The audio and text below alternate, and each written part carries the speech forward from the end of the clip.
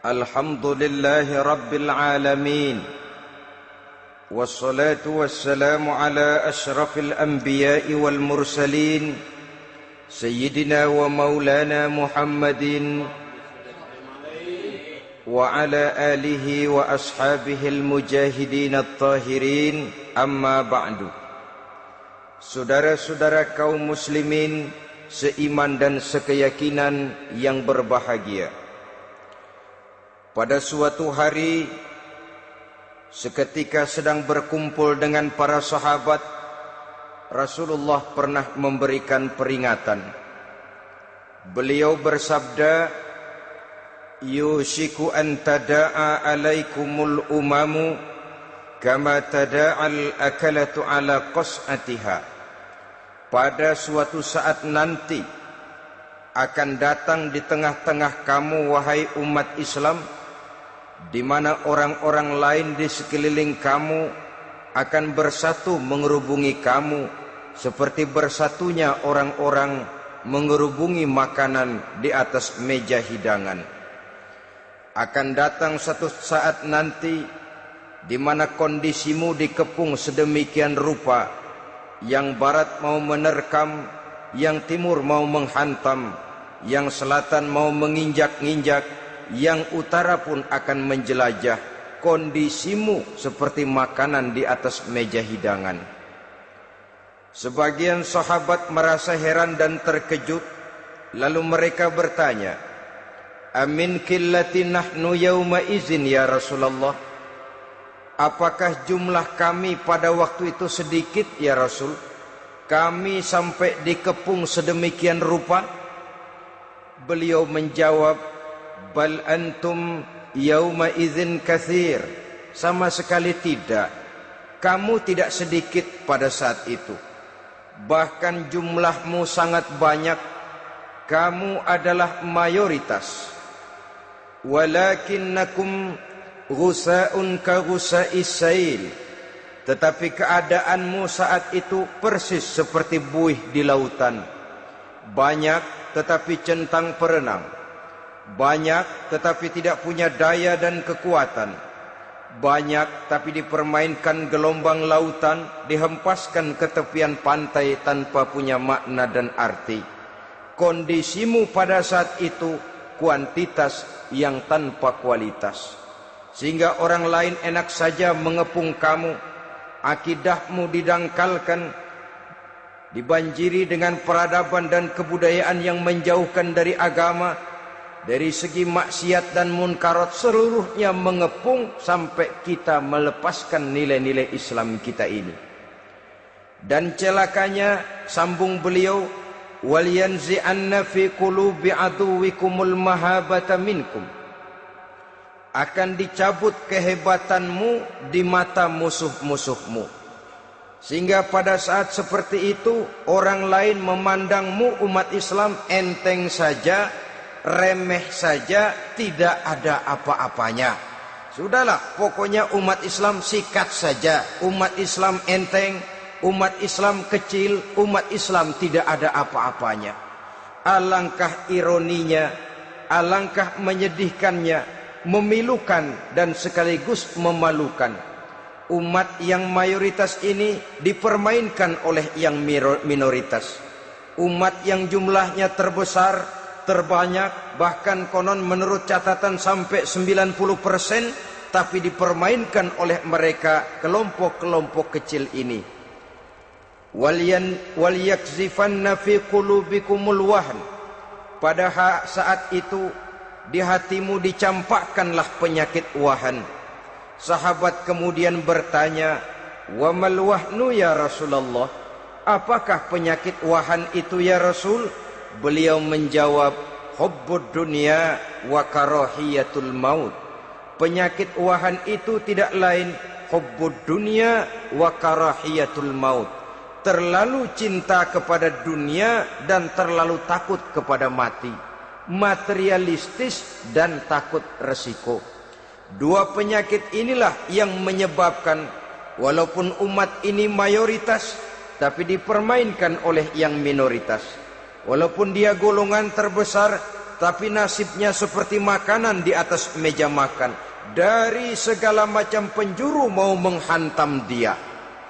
Saudara-saudara kaum muslimin yang berbahagia, ini merupakan analisa sosial bahwa pada satu saat nanti akan terjadi di tengah-tengah umat di mana kita dihantam dan diserbu dari segala macam penjuru.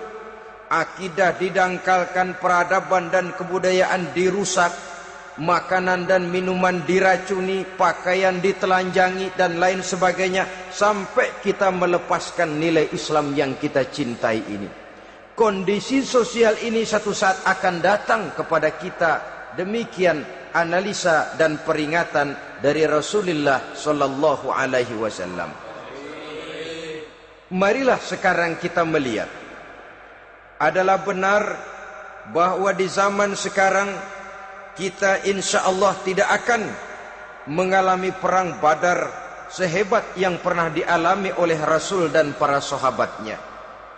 Tetapi sesungguhnya perang yang kita hadapi di zaman sekarang ini tidak kalah hebatnya dengan perang Badar, tidak kurang dahsyatnya dengan perang Uhud, tidak kurang ngerinya dari perang Khandaq.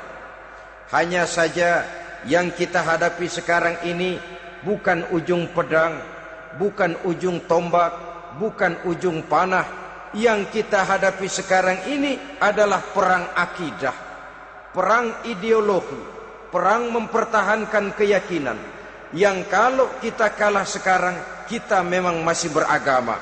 Tetapi anak kita, cucu kita, generasi yang akan hidup 5, 10, 20, 30 tahun yang akan datang, wallahu a'lam bissawab. Islam, saudara-saudaraku, tidak mungkin hilang dari dunia. Tetapi tidak mustahil Islam gulung tikar dari desa kita. Tidak mustahil Islam gulung tikar dari kampung dan kota kita, jikalau kita tidak menjaganya, jikalau kita tidak memeliharanya, bahkan jikalau kita tidak mewariskannya kepada anak-anak kita, generasi yang akan datang. Marilah kita mengingat sejenak bagaimana Islam di Spanyol yang pernah jaya, pernah mewarnai daratan Eropa, dan yang sekarang hanya sekedar tinggal ceritanya saja. Ini pernah diperingatkan oleh Rasul dalam satu hadis, sayati ala ummati zamanun la yabqal Islam illa ismun wala minal Quran illa rasmun. Akan datang satu masa di tengah umatku di mana pada masa itu Islam ada tapi hanya tinggal sekedar namanya saja, dan Quran pun ada tapi cuma sekedar tinggal tulisannya saja.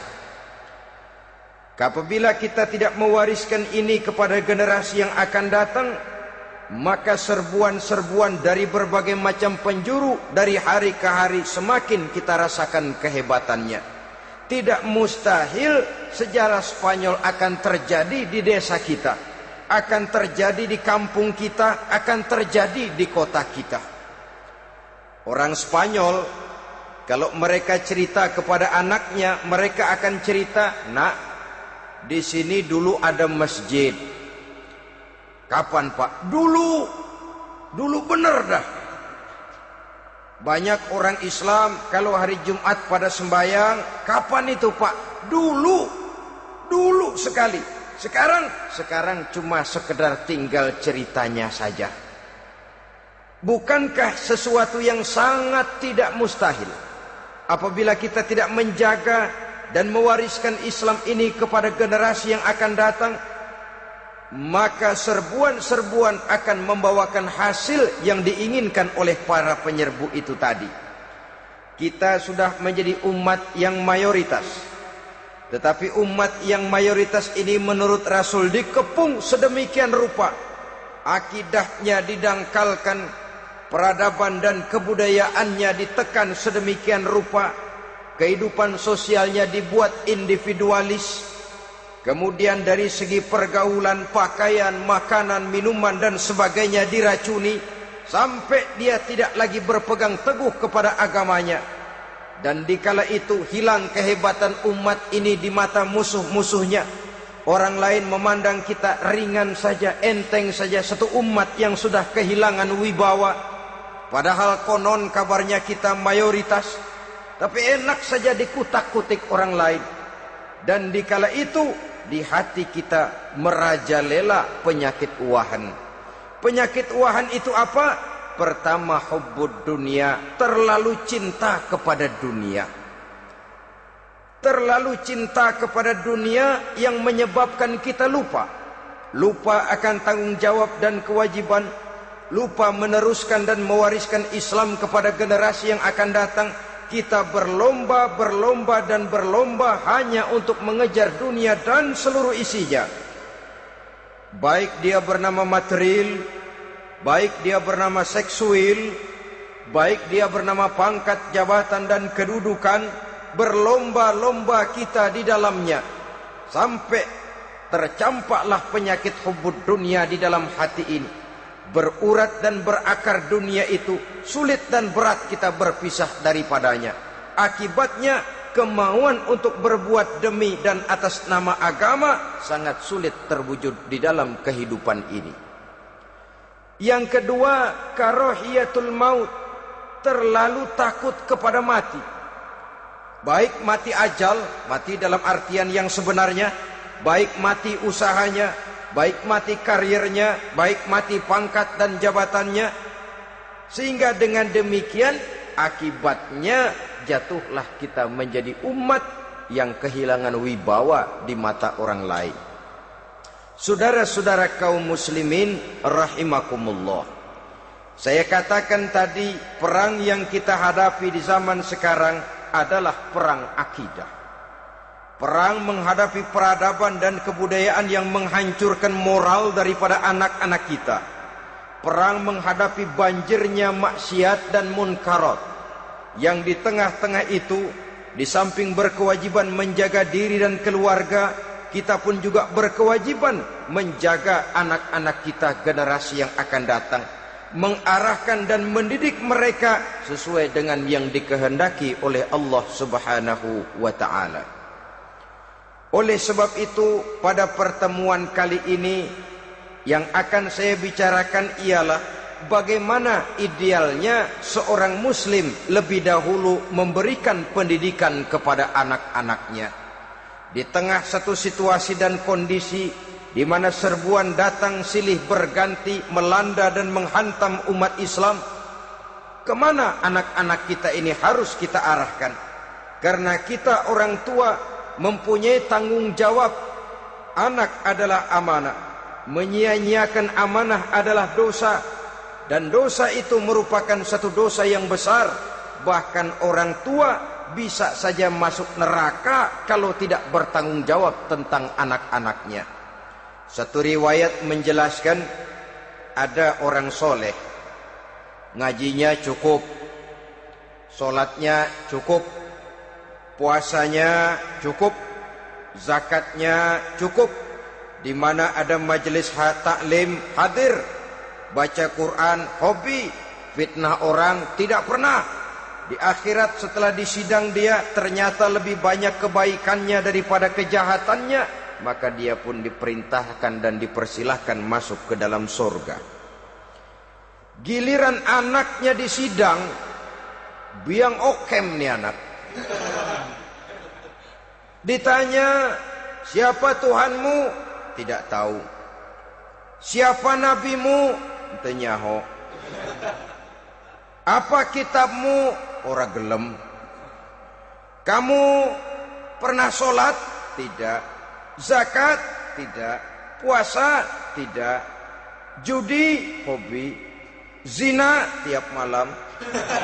Mabuk? Berat. Wah, brengsek kamu. Kebaikan tidak ada barang sedikit pun, sementara kesalahan dan dosa berlipat ganda. Kamu neraka. Anak ini protes. Benar, saya tidak kenal siapa Tuhan saya. Saya tidak tahu siapa Nabi saya. Saya tidak tahu kitab suci dan kiblat saya.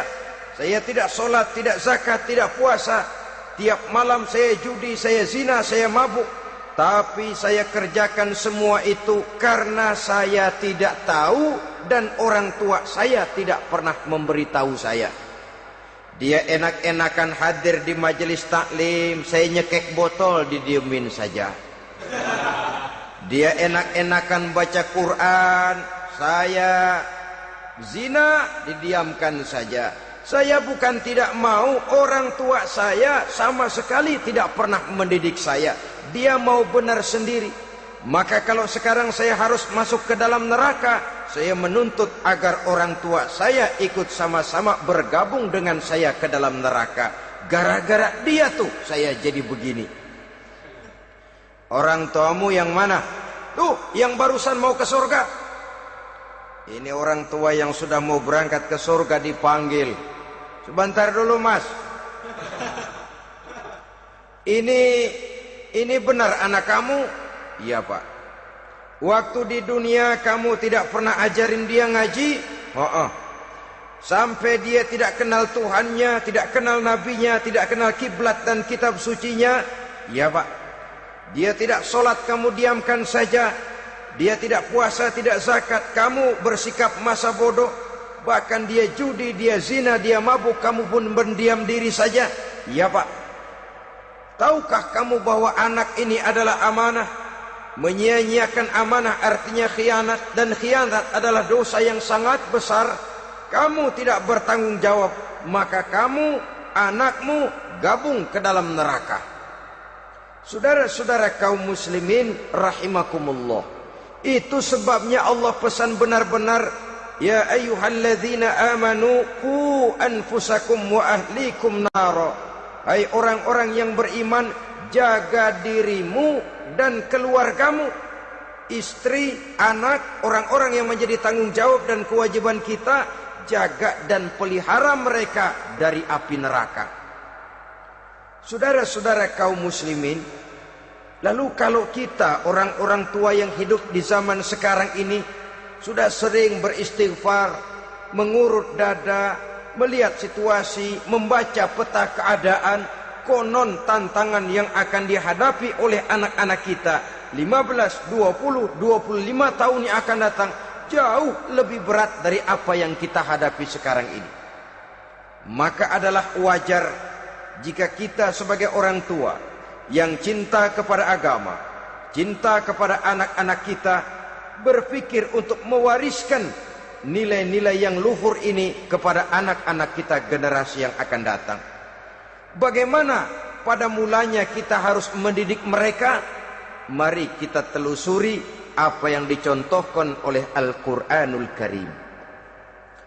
Orang-orang tua bijaksana yang diceritakan dalam Al-Quran, kalau sudah berpikir tentang anak-anaknya generasi yang akan datang, pendidikan pertama yang diberikan kepada anaknya ternyata adalah persoalan akidah. Nabi Ibrahim, pertanyaan yang paling merisaukan beliau buat anak cucunya ialah, ma ta'buduna min ba'di. Saudara bisa lihat surah Al-Baqarah ayat 133. Anak-anakku, kalau pada satu saat nanti aku, ayahmu ini sudah tidak ada lagi, meninggalkan kamu semua, meninggalkan kehidupan dunia ini, ma ta'buduna min ba'di, apa yang akan kamu sembah nak kalau ayah sudah tidak ada lagi? Jikalau ayahmu sekarang masih rajin ke masjid, melakukan rukuk dan sujud, i'tikaf dan membaca Quran, kalau satu saat ayahmu meninggalkan dunia ini, masihkah engkau mau ke dalam masjid? Masihkah engkau rukuk dan sujud? Masihkah engkau i'tikaf? Ma ta'buduna min ba'di, apa yang akan kamu sembah kalau aku ayahmu tidak ada lagi nak? Ditanamkan bukan hanya keyakinan bertauhid, sekaligus juga menyembah kepada Allah yang kita yakinkan dengan tauhid itu tadi. Bukankah berbeda dengan kita kebanyakan orang tua sekarang? Kita tidak pernah berpikir ma ta'buduna min ba'di, kalau bapak tidak ada kamu nyembah apa nak? Kita orang tua sekarang pagi-pagi malah berpikir ma ta'kuluna min ba'di, Kalau bapak nggak ada, kamu nanti makan apa, nak? Bukan nyembah apa yang kita pertanyakan, bukan nyembah apa yang kita khawatirkan, makan apa, nak? Maka yang dicari lalu sekolah-sekolah yang bonafit, yang tidak peduli apakah itu merusak imannya, mematikan akidahnya, menghancurkan keyakinannya. Yang penting ada jaminan hari depan bisa dapat lapangan kerja. Akibatnya berduyun-duyun orang-orang tua muslim menyekolahkan anaknya di sekolah-sekolah yang bukan Islam, yang nyata-nyata membahayakan akidahnya, dididik dengan kultur dan budaya yang bertentangan dengan nilai-nilai agamanya. Bukankah ini berarti merelakan anak untuk dikafirkan?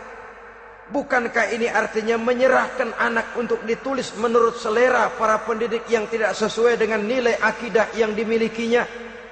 Mengapa kita tidak berpikir seperti Nabi Ibrahim yang sebelum memberikan pendidikan kecerdasan, sebelum pendidikan matematika, IPS, PSPB dan disiplin ilmu lainnya, yang pertama ditanamkan, ma ta'buduna min ba'di, kalau ayahmu tidak ada, kamu menyembah apa, nak? Menyembah Allah apa nanti malah menyembah harta? Menyembah Allah apa nanti malah mendewa-dewakan pangkat dan jabatan? Menyembah Allah apa malah nanti menyembah alam? Itu yang dikhawatirkan Nabi Ibrahim kepada generasi yang akan datang. Dan itu saudara-saudara yang seharusnya mengkhawatirkan kita kepada anak-anak kita, generasi yang akan datang. Lihatlah serbuan akidah di zaman sekarang ini. Dimanfaatkan kemiskinan kita umat Islam. Diberikan kita tawaran berupa beras, pakaian, obat-obatan, kalau perlu beasiswa, asal bisa melepaskan keislaman kita ini. Bertahap, sedikit demi sedikit, step by step, shibran bi shibrin wa zira'an bi zira'in. Dan harus saya ingatkan, orang di zaman sekarang tidak mungkin menghantam Islam secara frontal. Tidak mungkin menghantam Islam terang-terangan, apalagi mengerahkan satuan militer. Tidak. Orang berhitung bagaimanapun kondisi dan kualitasnya umat Islam, mereka masih punya satu modal penting, fanatisme agama. Kalau ini disulut, api jihad segera berkobar, dan hanya maut yang bisa menghentikan orang yang dibakar dengan semangat jihad. Orang tahu itu. Betapa Uni Soviet kedodoran menghadapi mujahidin Afghanistan yang disulut oleh semangat jihad yang berkobar dengan persenjataan yang primitif ketimbang persenjataan Uni Soviet. Entah mereka pantang surut mundur ke belakang. Jadi jangan mimpi bahwa orang mau menghantam Islam ini dengan melarang pengajian, meruntuhkan masjid, menyegel pondok pesantren. Tidak. Melarang orang sholat. Tidak. Kalau perlu masjid diperbanyak, musola diperbesar. Tapi bikin itu masjid seperti museum. Besar, megah, mercusuar, tapi bikin seperti museum. Tempat orang kagum, tempat orang memuji, tapi sunyi dari nilai-nilai ibadah. Saudara-saudara kaum muslimin, untuk sampai kepada penghantaman akidah, jalan yang paling mudah dirintis sekarang ini secara bertahap dan sistematis, memisahkan umat Islam dari Islamnya. Biarkan mereka bernama muslim. Biarkan di atas kartu penduduknya tertulis agama Islam. Tapi tanamkan budaya-budaya yang menyebabkan cara bergaul mereka, cara berumah tangga mereka, cara bertetangga mereka, sampai kepada cara mereka berpakaian, cara mereka bergaul, cara mereka makan dan minum, cara mereka mendidik dan menyekolahkan anak, sama sekali tidak lagi mencerminkan nilai-nilai yang Islami. Itu sudah satu usaha yang paling praktis, memisahkan umat Islam dengan Islamnya. Kalau sadarlah kita ke arah ini usaha orang di zaman sekarang, maka yang harus pertama kita tanamkan kepada anak-anak kita, didik mereka dengan jiwa tauhid yang mengkristal di dalam batinnya, meresap sampai ke tulang sumsumnya, yang tidak akan sampai pun nyawa berpisah dari badannya, akidah itu tidak akan berpisah dari hatinya. Bahkan dia sanggup dengan tegar berkata, lebih baik saya melarat karena mempertahankan iman daripada hidup mewah dengan menjual akidah. Satu khittah, satu garis kehidupan yang perlu kita wariskan kepada anak-anak kita, generasi yang akan datang. Dahulu ada satu tradisi, saudara-saudara. Kalau anak gadis kita dilamar orang, orang lalu bertanya, anakmu mau ngelamar gadis saya, apa sudah khatam Quran berapa kali? Apa sudah bisa baca kitab macam-macam dan lain sebagainya?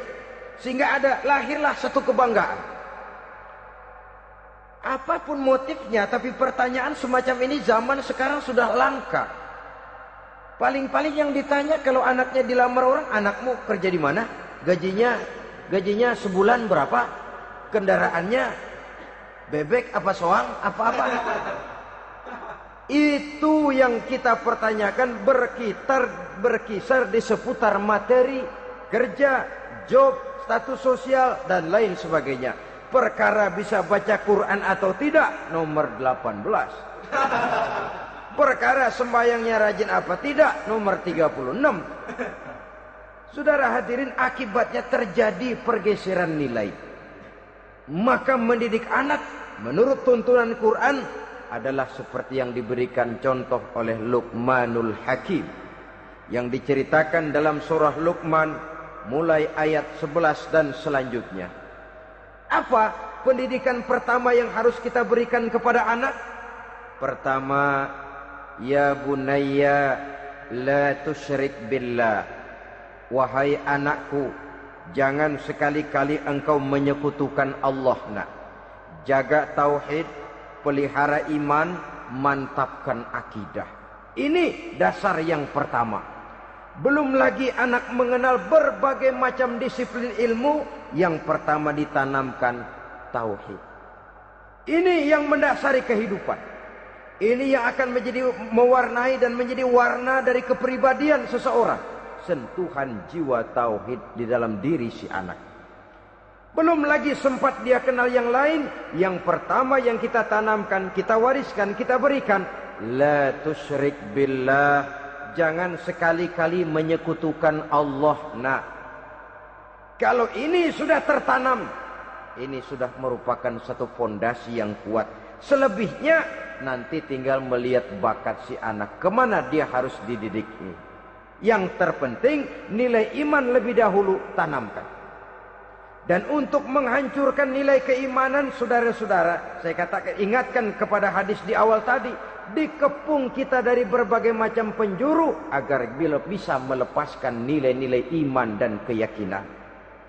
Proses pendangkalan akidah, ditanamkan keraguan kepada agama, ditanamkan rasa malu beragama. Sholat malu, baca Quran malu, berangkat ke masjid malu, pakai jilbab malu. Ditanamkan rasa malu beragama, sehingga bertahap sedikit demi sedikit kita mulai berpisah dengan kehidupan beragama. Ditanamkan hal yang sedemikian rupa dari berbagai macam penjuru. Dihantam akidah, akidah kuat. Dihantam dari segi peradaban dan kebudayaan. Diperbanyaklah peradaban dan kebudayaan yang bukan mendekatkan kita dengan agama, malah mendekatkan kita dengan neraka. Menjauhkan kita dari agama, menjauhkan kita dari nilai-nilai luhur yang diwariskan oleh orang-orang tua kita terdahulu.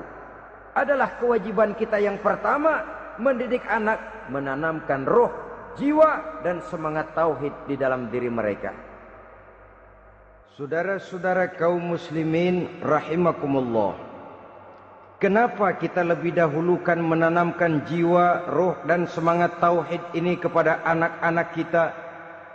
Pertama, kita tidak hanya ingin sekedar mempunyai anak yang pintar, tetapi lebih daripada itu kita pun ingin mempunyai anak yang benar. Segala macam disiplin ilmu, segala macam bentuk penalaran ilmiah dan pengisian intelektualitas manusia mungkin di satu sisi akan membuat dia pintar, tapi di sisi lain belum tentu akan membuat dia benar. Nabi pernah memberikan peringatan, man izdada ilman wa lam yazdad huda lam yazdad minallahi illa bu'da.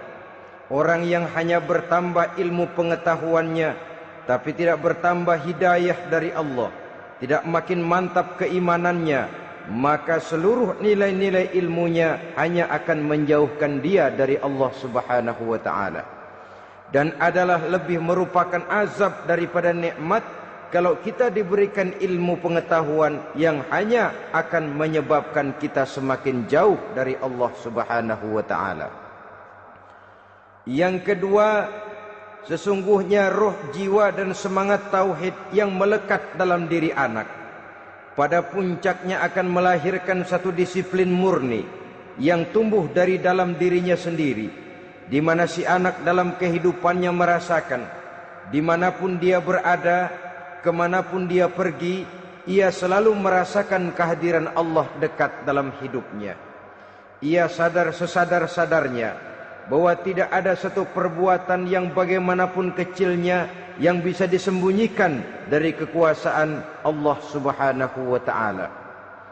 Yang ketiga, dengan penanaman roh, jiwa dan semangat iman ini, maka diharapkan anak-anak nanti pada pertumbuhannya sanggup mengendalikan hawa nafsunya. Dengan kata lain, bahwa penanaman jiwa tauhid, penanaman roh dan semangat keimanan ini merupakan kondisi dasar yang harus dilakukan sebelum yang lain-lainnya. Kemudian pendidikan kedua yang diberikan oleh Al-Quran melalui contoh dan model dengan Luqmanul Hakim ini, setelah menanamkan tauhid, ditanamkanlah kepada si anak ini rasa hormat kepada orang tuanya. Wa wassaynal insana biwalidayhi, dan kami wasiatkan kepada manusia untuk berbakti kepada ibu bapaknya. Hamalathu ummuhu wahnan ala wahnin, karena ibunya telah mengandungnya dengan kepayahan di atas kepayahan. Maksudnya dengan kepayahan dan kelelahan yang berlipat ganda. Sehingga ketika Rasul ditanyakan orang, "Ya Rasul, siapa yang paling harus saya taati di dunia ini?" Beliau menjawab, "Ibumu." Kemudian, "Siapa lagi ya Rasul?" "Ibumu." Setelah itu, "Siapa lagi ya Rasul?" "Ibumu." Dan kemudian, "Siapa ya Rasul?" "Bapakmu." Ibu, ibu, ibu, bapak. Bahkan al-jannatu tahta aqdamil ummahat, surga berada di bawah telapak kaki ibu. Bagaimana menanamkan rasa hormat kepada orang tua di hati anak? Tentu yang pertama, bagaimana orang tua bisa memberikan keteladanan. Marilah kita sebagai orang-orang tua ini menyadari bahwa sebelum anak kenal sekolah dasar, sebelum anak kenal TK, ibtidaiyah, sanawiyah sampai kepada perguruan tingginya, yang pertama dia kenal adalah lingkungan rumah tangganya, gurunya adalah ibu bapaknya. Di sini berlakulah apa yang dinamakan keteladanan. Keteladanan jauh lebih berhasil daripada sekedar teori-teori yang muluk. Keteladanan jauh lebih berhasil daripada berbagai macam indoktrinasi dan penataran. Kurangnya keteladanan akan menyebabkan anak mencari pola. Apabila kita orang tua ini tidak bisa memberikan keteladanan yang baik kepada anak-anak kita, maka pada suatu saat anak-anak akan menganggap enteng dan kehilangan wibawa kita sebagai orang tua di mata mereka.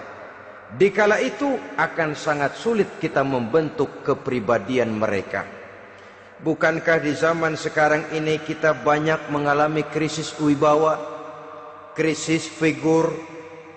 Ada yang karena rapotnya merah melulu, gurunya dikeroyokin. Pak guru pulang sekolah dicegat. Bahkan nyaris ada orang tua pernah dibunuh oleh anaknya sendiri.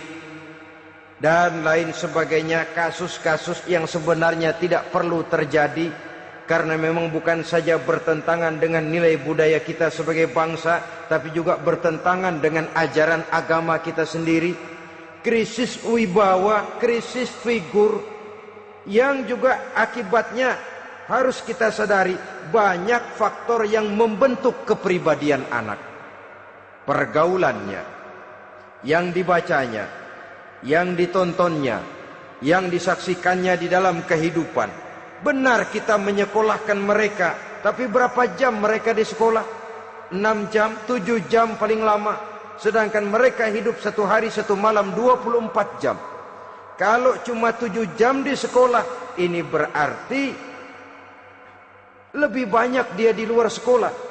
Dan di luar sekolah itu artinya ya rumah tangganya, ya temannya, ya lingkungan di mana dia tinggal, yang seluruhnya sangat besar pengaruhnya dalam ikut membentuk kepribadian anak-anak kita.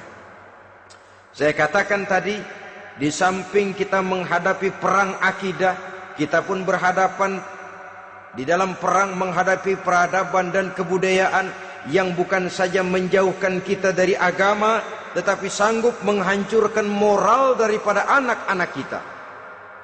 Secara pribadi, saudara-saudara, saya iri, saya kagum misalnya dengan kemajuan yang diperoleh oleh negara tetangga kita, Jepang misalnya. Padahal tahun 45 ia pun hancur lebur oleh meledaknya atom di Hiroshima dan Nagasaki. Tapi bagai satu tenaga raksasa kemudian Jepang bangkit menjadi satu negara superpower di Asia. Bahkan gurunya saja Amerika sekarang ini kewalahan menghadapi perang dagang dengan Jepang ini. Dan yang menarik, Jepang bisa maju dan modern dengan tetap menjadi Jepang, tanpa harus kehilangan identitasnya sebagai satu bangsa, tanpa harus kehilangan kepribadiannya sebagai satu bangsa. Sebagai negara yang sedang berkembang, kita sering latah. Kita ingin meniru Barat, tapi bukan teknologinya, westernisasinya yang kita tiru. Bukan isinya, kulitnya yang kita ambil. Akibatnya apa? Modernnya belum, orangnya sudah Barat. Bergaulnya sudah cara Barat, berumah tangganya sudah cara Barat, berpakaiannya sudah cara Barat, mendidik anaknya sudah cara Barat. Di mana ketemu orang tua cukup hello daddy. Kulitnya kita ambil, sementara isinya kita campakkan. Ironi dan menyedihkan. Padahal kita sesungguhnya bisa maju dan modern, bisa mengejar segala ketinggalan dan keterbelakangan kita, dengan tetap menjaga nilai-nilai luhur budaya kita sebagai satu bangsa, mengambil isinya, dan kalau memang tidak perlu, lalu mencampakkan kulitnya. Pengaruh peradaban dan kebudayaan yang menghancurkan moral daripada anak-anak kita oleh pesatnya arus teknologi, oleh pesatnya arus komunikasi, di mana hal-hal yang terjadi di belahan dunia lain dapat kita saksikan hari ini juga melalui layar televisi, yang terjadi di Amerika, di Eropa, di Afrika, di ujung dunia yang paling ujung sekalipun. Di ujung dunia yang paling ujung, hari ini kejadian, hari ini sudah bisa kita saksikan. Pesatnya arus komunikasi, kalau jatuh ke tangan anak-anak kita yang belum mempunyai filter, daya saring positif, akan dicerna oleh mereka tanpa memilah dan memilih. Akibatnya orang kampung bilang kelolodan. Makan nggak dikunyah lagi, tentu saja akhirnya kelolodan. Dan kalau sudah kelolodan, menyusahkan kita seluruhnya. Oleh karena itu budaya menghormati orang tua perlu dijaga, perlu dipelihara dan diwariskan kepada anak-anak kita. tali silaturahmi sehingga ada respeknya kepada orang tuanya. Jangan bapaknya dianggap CS, ibunya dianggap CS, kakeknya dianggap CS. Hilang rasa respek, hilang rasa menghormati. Sementara orang tua sendiri tidak bisa memberikan keteladanan, kurang mendapat perhatian dan lain sebagainya. Apalagi kalau baik ibu maupun bapak adalah orang-orang karier yang setiap hari sibuk menghadapi tugas masing-masing.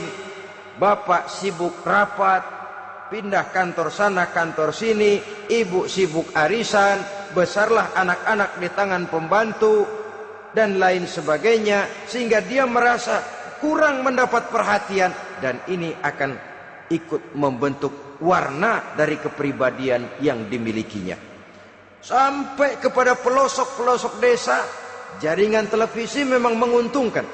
Tapi kalau sudah sampai kepada menayangkan budaya-budaya yang tidak sesuai dengan pola di mana mereka tinggal, pola lingkungannya, dan ingin mereka terapkan dalam kehidupan, ironi dan menyedihkan. Maka sering dikatakan, jikalau ABRI masuk desa, rakyat beruntung. Jikalau listrik masuk desa, rumah jadi terang. Jikalau koran masuk desa, rakyat jadi cerdas. Jikalau hakim masuk desa, rakyat lalu sadar hukum. Tapi jikalau maksiat dan munkarat masuk desa, minuman keras masuk desa, judi masuk desa, pelacuran masuk desa, rakyat tentu kiamat. Dan kita harus punya budaya untuk memilah dan memilih, mempunyai filter untuk jadi daya saring positif.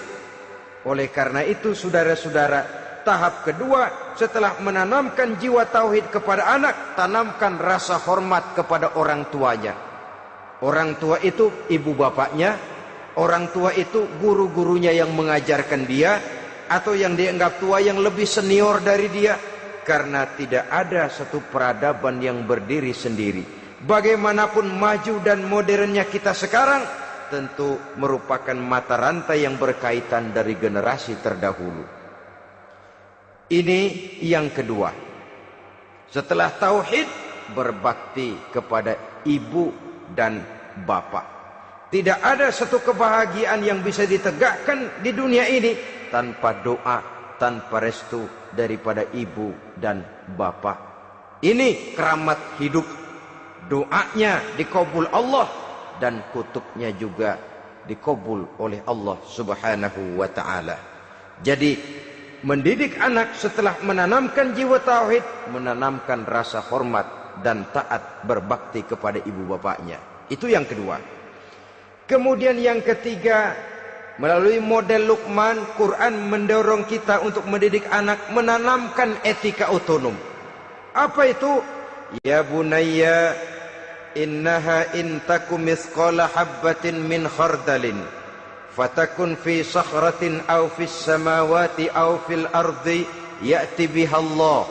Wahai anakku, sesungguhnya kalau ada satu kebaikan yang kamu kerjakan, kecil, tidak nampak oleh pandangan mata yang zahir, yang kecil itu tersembunyi di puncak langit, di dasar bumi yang paling dalam, atau di tengah batu hitam sekalipun, Allah pasti mengetahuinya dan pasti akan memberikan balasan yang seadil-adilnya. Pendidikan apa ini? Pendidikan moral, menanamkan etika otonom. Nah, kau berbuat baik jangan karena dilihat orang. Kau tidak mau melakukan kejahatan jangan cuma karena ada polisi. Kalau ada polisi kau tidak mau jahat, kucing juga begitu. Coba lihat kucing, taruh ikan asin di piring kaleng, tongkrongin. Aduh, kucing kalem, sopan, tenang.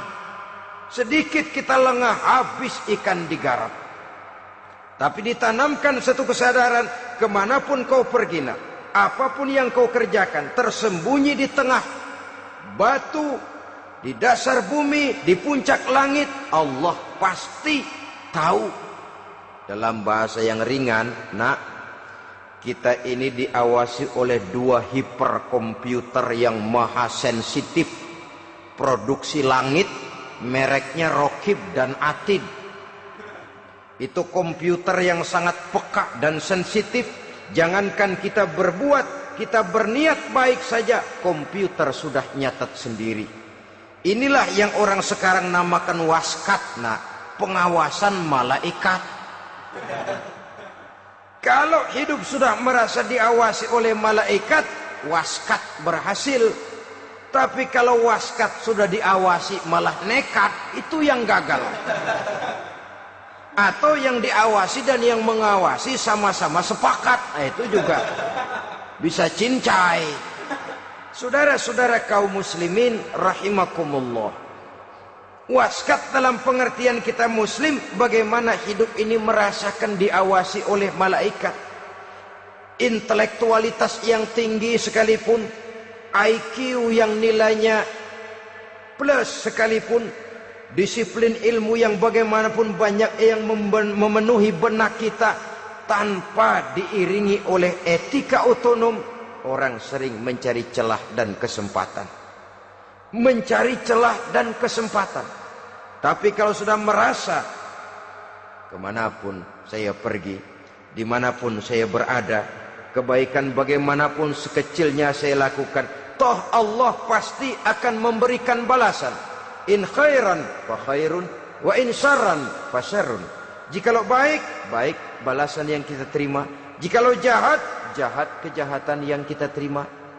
Kalau sudah ke arah ini kita berpikir, maka sesungguhnya kalau kita berbuat baik kepada orang lain, hakikatnya kita sudah berbuat baik kepada diri kita sendiri. Lalu tidak ada merasa rugi berbuat baik kepada orang.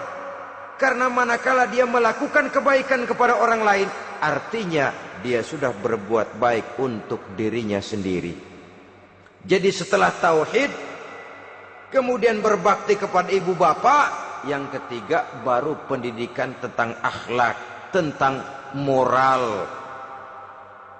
Pola ini yang sering terlupakan oleh kita, bahwa bagi kita itu pendidikan tidak lain upaya mencerdaskan otak anak. Jangan sampai sebab ini kelihatannya pembangunan makin maju, persaingan hidup makin tajam, tensi ekonomi semakin tinggi, sementara jumlah tenaga kerja dengan lapangan kerja yang tersedia jauh dari mencukupi. Jikalau tidak membekali anak dengan pendidikan yang menunjang lapangan pekerjaan, orang tua khawatir, takut sekali anaknya jadi gelandangan. Dikhawatirkannya kehidupan dunia ini, sementara dia lupa kalau anaknya bisa jadi gelandangan di akhirat. Padahal selama-lamanya gelandangan di dunia paling seumur manusia itu 60 tahun, 70 tahun lah umur orang sekarang. 70 itu sudah luar biasa itu. Tapi kalau harus menggelandang di akhirat, menjadi gelandangan di akhirat, alangkah menyedihkannya. Apakah akan kita korbankan satu kehidupan yang langgeng, abadi, cuma karena tertipu oleh fata morgana dan kamuflase?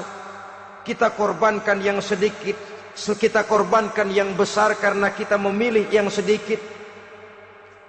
Dalam bahasa Al-Quran memang pernah diceritakan hidup ini hakikatnya perlombaan, saudara-saudara. Perlombaan. Dan di dalam perlombaan itu ada yang menang, ada yang kalah. Al-Quran lalu memberikan peringatan, Alhaakumut takatsur, kamu telah lalai karena berlomba-lomba memperbanyak harta, mempertinggi pangkat dan kedudukan, hatta zurtumul maqabir, sampai kamu akan masuk ke liang kubur baru sadar. Apalagi kalau nafas sudah sampai di tenggorokan.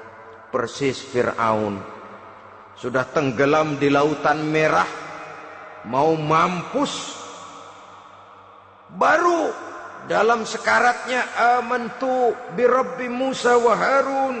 Kalau begini caranya, saya juga percaya kepada Tuhan Musa dan Harun, percaya kepada Allah. Sudah mau mati, baru amantu bi Rabbi Musa, kami percaya kepada Tuhan Nabi Musa, kata Fir'aun. Malaikat maut kesal benar, dilelepin terus di laut, mampus tuh sekalian. Hidup ini memang kita berlomba. berlomba dengan waktu, berlomba dengan umur, berlomba dengan tenaga, berlomba dengan tetangga. Yang jangankan kita sampai mundur, berhenti saja sejenak, kita akan ditinggalkan oleh yang lain. Tiada kata mundur, bahkan tiada kata berhenti. Sekali kita melangkah, melangkahlah terus.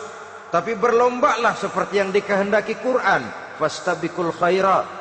Berlomba-lombalah di dalam kebajikan. Jangan berlomba-lomba di dalam kemaksiatan, kemunkaran, kejahatan. Berlombalah dalam urusan kebaikan. Saudara-saudara kaum muslimin rahimakumullah. Tauhid, berbakti kepada ibu bapa, kemudian pendidikan tentang moral.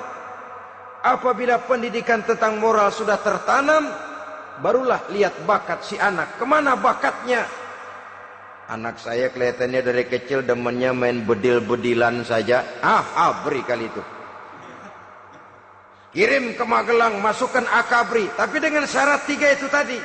Iman sudah tertanam, rasa bakti kepada ibu bapak sudah ada, dan punya nilai moral.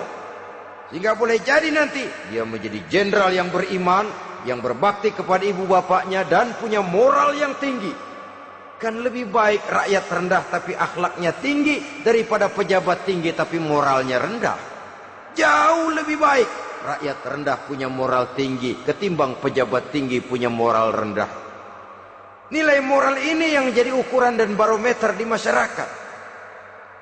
Yang ini yang sering kita lupakan, bahwa kehancuran satu bangsa dimanapun di dunia ini selalu dimulai dengan kehancuran moral daripada bangsa itu sendiri. Sekarang membina nilai moral ini berat. Gadis kita, remaja, putri, diberikan pakaian jilbab, mungkin dia sendiri masih setengah-setengah, ditambah lagi oleh ledekan temennya. Jilbab lah kuno, bau sorga lah, bau masjid lah, bau menyan lah. Ditanamkan rasa malu untuk hidup dekat dengan agama. Kalau moral semacam ini sudah tertanam, sedikit demi sedikit kita mulai mengucapkan selamat tinggal kepada agama. Dan kemalangan apa yang lebih malang kalau kita sudah jauh dari agama ini? Bukankah Islam telah menyelamatkan manusia dari penyakit jahiliyah dan membawanya kepada satu kehidupan yang maju dan modern? Kalau kita tinggalkan Islam ini, bukankah artinya kita akan kembali kepada satu zaman jahiliyah? Hanya saja jahiliyah itu berada di abad modern. Versinya tentu lebih modern. Kalau zaman jahiliyah dulu mabuknya pakai arak, zaman sekarang sudah macam-macam orang bisa mabuk. Kalau zaman jahiliyah dulu anak perempuan dikubur hidup-hidup, zaman sekarang kadang-kadang belum sempat lahir ke dunia, malah sudah dibunuh lebih dahulu. Versinya saja yang berbeda. Kalau di zaman jahiliyah dahulu manusia menyembah batu yang bernama Latta, Uzza, Manat dan Hubal.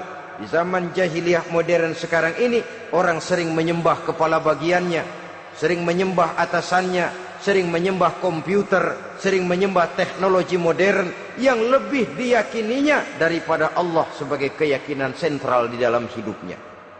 Saudara-saudara kaum muslimin rahimakumullah.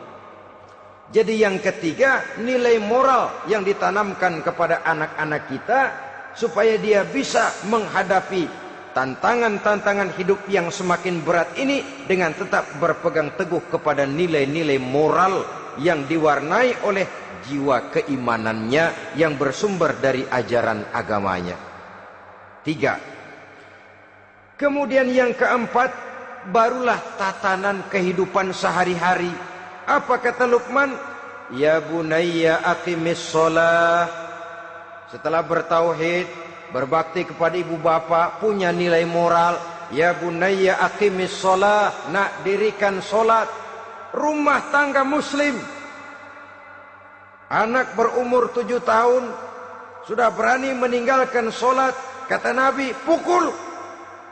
Bukan untuk menyakiti, untuk mendidik. Karena sayang kepada anak.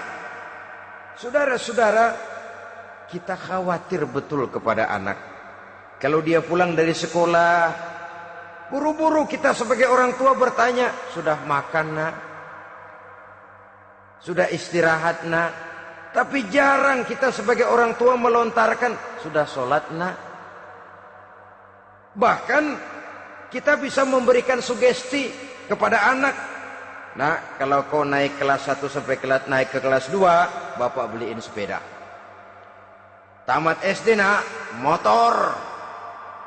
Tamat SMP nak, ke Bali kita. Tamat SMA nak, Singapura. Saudara-saudara, tapi kalau untuk urusan sholat misalnya, kita tidak pernah memberikan sugesti kepada anak-anak kita. Nah, kalau kau hafal Fatihah lengkap dengan artinya, bapak beliin sepatu. Nah, kalau kau bisa sholat dengan baik, cukup syarat rukunnya, bapak beliin sepeda. Ada rangsangan, ada sugesti yang membuat anak lebih tergerak untuk hidup dalam suasana keagamaan. Ya bunayya aqimis sholah, nak dirikan sholat. Sebab ini sandaran vertikal yang paling langsung antara manusia dengan Tuhannya. Menyadari bahwa sepanjang yang bisa dilakukan oleh manusia hanyalah berusaha dan kepastian sepenuhnya ada di tangan Allah. Dengan sholat kepribadianmu diperteguh. Dengan sholat sandaran vertikalmu kepada Allah diperkuat. Dan pada waktunya nanti Al-Quran memberikan bimbingan, hendaklah minta tolong kepada Allah dengan sabar dan tetap mendirikan sholat. Ya bunayya aqimis sholat. Setelah itu wa'mur bil ma'rufi wanha 'anil munkar. Tegaklah membina yang ma'ruf, tegaklah mencegah yang munkar. Ini sikap hidup sudah. Sholat tadi tugas hidup. Lalu sikap hidup tampil di tengah masyarakat, membina yang ma'ruf, mencegah yang munkar sesuai dengan kesanggupan masing-masing. Bukankah setiap kita kepingin punya anak yang bermanfaat, setidaknya bagi keluarganya, syukur kalau bisa bagi lingkungannya, bagi masyarakat, bangsa dan negaranya. Dan satu di antara tanda orang yang bermanfaat, kalau dia bisa hidup menjadi penganjur yang ma'ruf dan pencegah yang munkar. Dan itu kalau tidak ada hidayah, sulit orang mau melaksanakan itu. Sebab apa? Ada kecenderungan belakangan ini di mana agama dianggap urusan pribadi. Sehingga orang lalu sering bilang, jangan bawa-bawa agama dah, itu kan bukan urusan agama. Ini sudah ciri berpikirnya sekuler. Jangan bawa-bawa agama. Agama urusan pribadi, artinya orang mau sholat mau enggak jangan bilang apa-apa dah. Urusan dia sendirian. Dia mau puasa dia enggak, merdeka saja, urusan pribadi. Agama bukan persoalan pribadi. Apalagi jika sudah menyangkut amar ma'ruf dan nahi munkar. Siap menegakkan yang baik, mencegah yang munkar untuk tegaknya satu masyarakat yang diwarnai oleh kebaikan dan terhindar dari segala macam kejahatan. Dan terus ayat-ayat selanjutnya mencerminkan sikap hidup. Namun yang intinya cara mendidik anak yang baik yang dicontohkan oleh Al-Quran dengan Luqmanul Hakim sebagai model. Pertama, tanamkan tauhid. Yang kedua, tanamkan rasa hormat dan berbakti kepada ibu bapaknya. Yang ketiga, tanamkan moral, nilai akhlak yang tinggi. Setelah itu yang keempat, biasakan hidup dalam suasana keagamaan. Kontrollah sholatnya, kontrollah baca Qur'annya, kontrollah puasanya di bulan Ramadan. Ajaklah anak-anak sholat berjamaah, sehingga dengan demikian dia terbiasa oleh satu suasana yang mendekatkan dia dengan nilai agamanya.